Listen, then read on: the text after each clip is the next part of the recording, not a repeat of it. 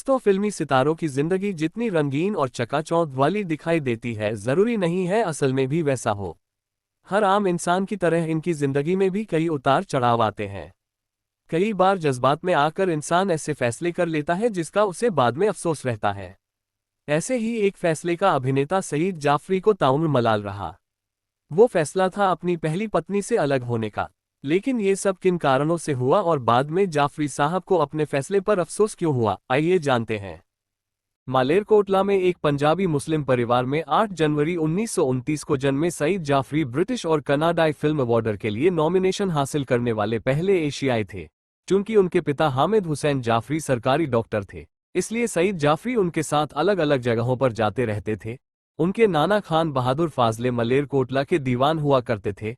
सईद को बचपन से ही नाटक और फिल्मों में रुचि थी। सईद ने काफी छोटी उम्र में मेहरुनिमा से शादी कर ली थी। उस वक्त वह केवल 19 साल के थे।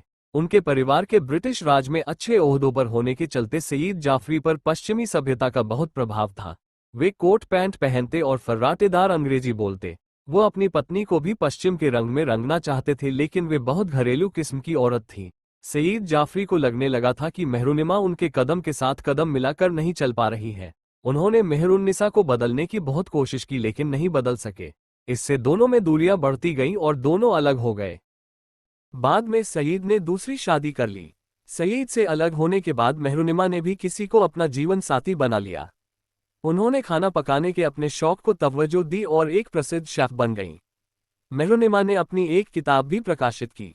उस समय सईद ने उनसे और अपने बच्चों से मिलने की इच्छा जाहिर की। कहा जाता है कि बच्चों ने सईद से कहा कि उन्हें नए पिता से वो प्यार मिला है जो सईद उन्हें नहीं दे पाए।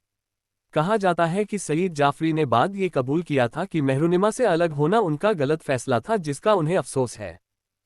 सईद जाफरी 80 और 90 के दशक में ब्रिटेन के हाई प्रोफाइल एशियन एक्टर्स में गिने जाते थे।